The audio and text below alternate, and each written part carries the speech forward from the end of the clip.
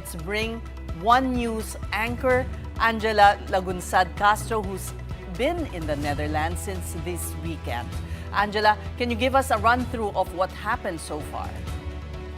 Hi, Seth and Sean. I'm here right now at the International Criminal Court in The Hague, Netherlands, wherein the confirmation of charges of former President Rodrigo Duterte is happening right now. Day one, actually, no, nagkaroon po ng, of course, yung House rules muna, no, nagsimula ang hearing, and then reading of charges, and of course, opening statement from the prosecution, from the counsel of the victims, and of course, happening right now, yung opening statement from the defense. But right now, before we proceed, kasama ko ngayon, Ces and Sean, si Attorney Sal Panelo, ang miyembro ng Filipino Legal Council ni former President Rodrigo Duterte, para bigyan tayo ng kaunting pahayag doon sa nangyari kanina.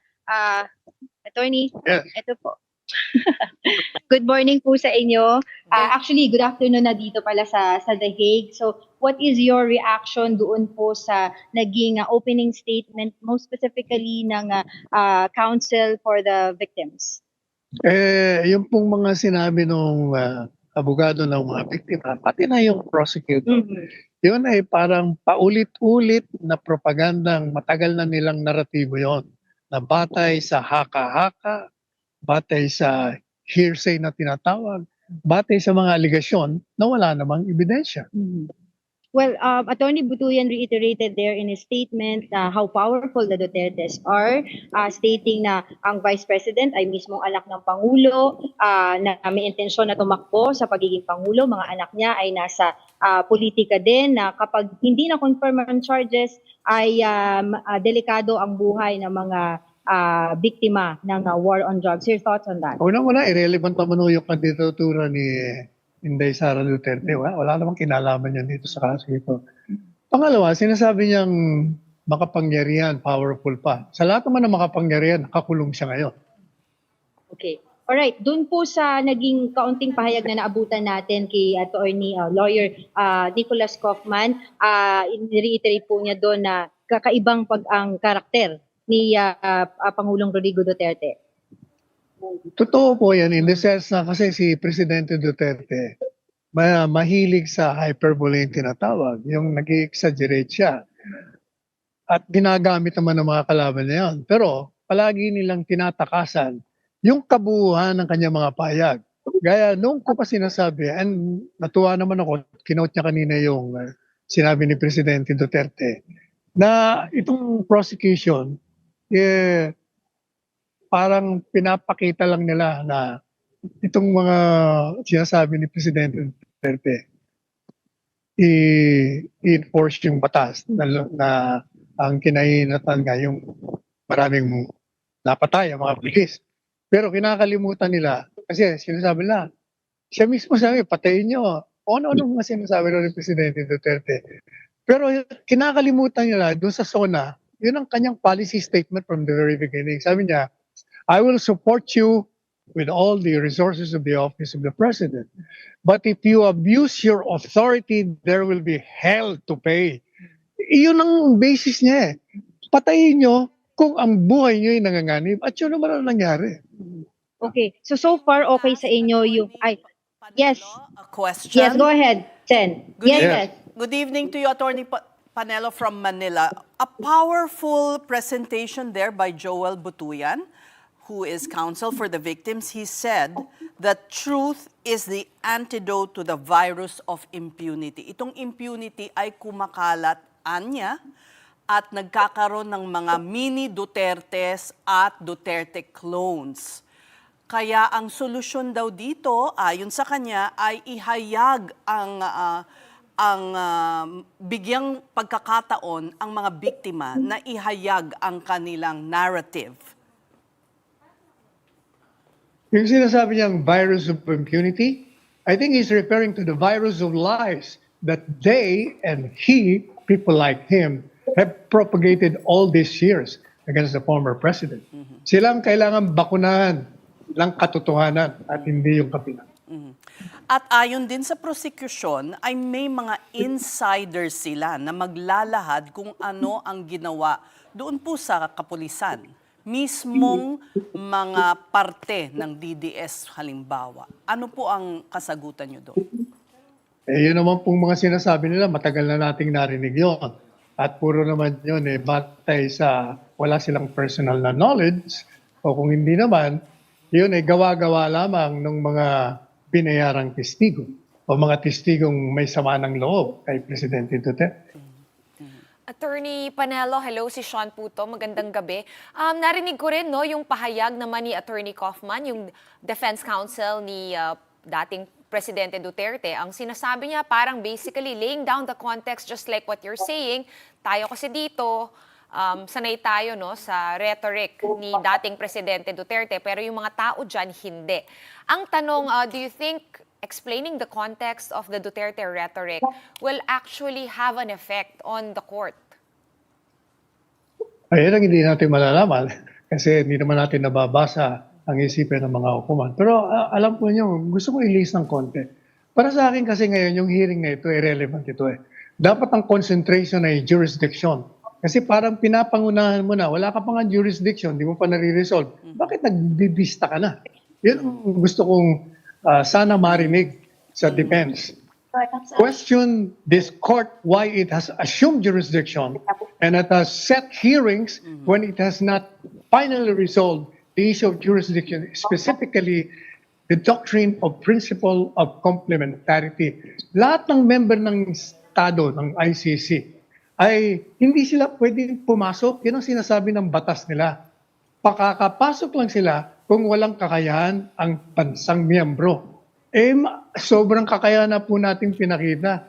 Pinakulong natin ng libo-libong mga kriminal. 2 presidente ang pinakulong natin. 2 senador ang pinakulong natin. 1 presidente sinipa natin.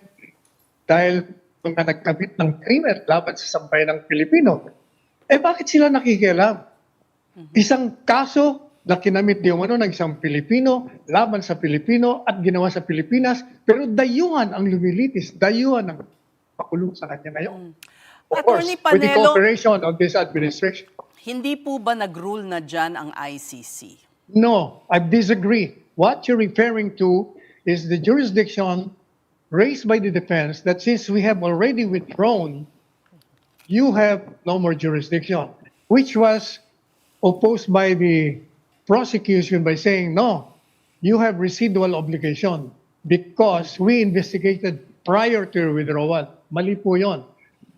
Yung parting yun, secondary defense lang yun. Ang dapat mo munang i-resolve, meron bang kakayahan ang bansang Pilipinas nung ito'y miyembro pa? O wala. Hindi nila nare-resolve yan. Pumunta kagad sila doon sa umatras kami. Walang jurisdiction. Pero yung sinasabi nila, nag-imbestiga daw sila prior to the withdrawal. Mali po yun.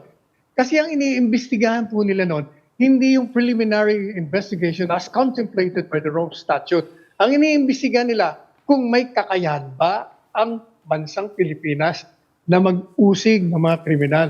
Dahil kung wala, papasok kami. Hindi nga ho nila na-resolve yun from the very beginning.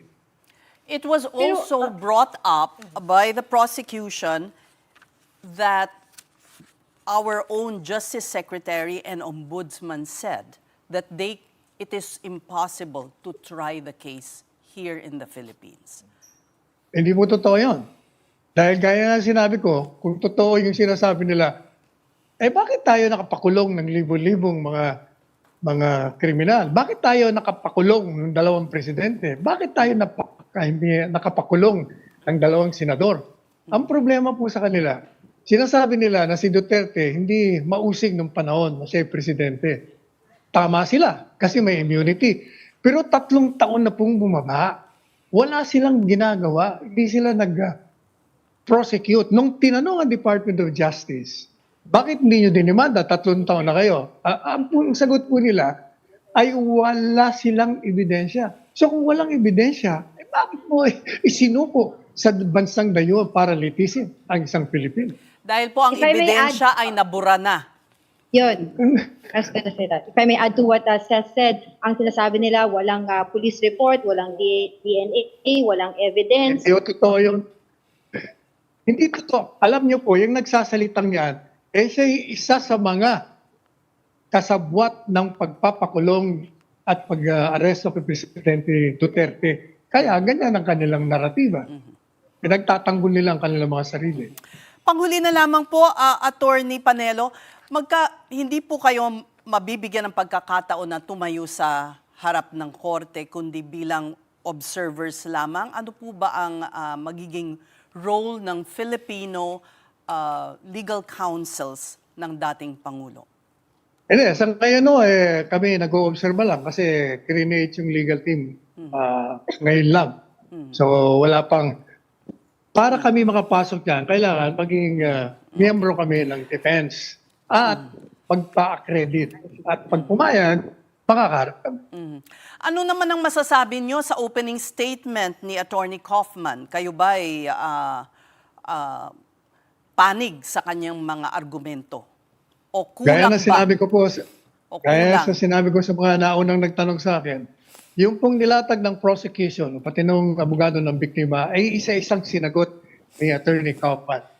Walang punto na hindi niya sinagot at tama naman lahat ng kasagot. So you're happy naman? Madali sabi, pinasinungalingan niya lahat ng aligasyon laban kay Presidente Duterte. So in your assessment, the opening statement of Attorney Kaufman went well? Of course. Sinagot niya na punto by punto, it went well. And have you guys, the five of you, the lawyers, no, malalapit po kayo, no, sa dating president? Six of us. Sorry, Six six of of us. you guys. You're all also close friends of the former president. Are you also there to provide Attorney Kaufman and the defense team with some context or any additional information? May ganun po bang plano na mag-meet? Una-una, kami yung nandito dahil kaibigan nga kami, namin bigyan ng moral support. Assist create ng legal team the day before we came here. Kasi on our own talagang pupunta kami rito para bigyan bilang mga kaibigan. And the family decided na magkaroon ng isang legal team. So ang gagawin namin, after observing kung anong narinig namin, mag-meeting ko kami mamaya or after the 5-day or 4-day hearings. And then, kikipag-usap na kami sa defense ni Presidente Duterte para mabigay namin sa kanila yung aming mga insights. Alright, so in about 30 minutes or so, or 40 minutes, babalik po kayo sa Yes, korte. babalik. Yeah. Yes. Pagkatapos kumain. Kaya hindi makakain dahil nandito kami sa iyo. Pasensya naman. Maraming salamat sa inyong Salamat din. pagganon ng inyong gutom. Pero I want Thank to you. ask you, really last po, have you talked to, when was the last time you talked to the Duterte family and of course the former president? Nung nasa Hong Kong, Yun na yun. nagtawayan lang kami, hindi kami nagkausap. Okay. Yung family po niya, any of the members? Si BP Inday, yung kausap kami before I came. Here, ano Hindi, po sabi actually, niya? text lang, hindi nga, Ano po nag-usapan niyo? Hindi, sinabi nila may seat ako sa gallery. Yun lang. Okay. Alright, meron pa po ba kayong tanong, Ses and Sean? We thank you, Angela, for your update. And we'll Okay. see you in a while. That was One News Saka nga anchor, pala, Angela Lagunsad Castro, reporting to us live from the ICC in The Hague.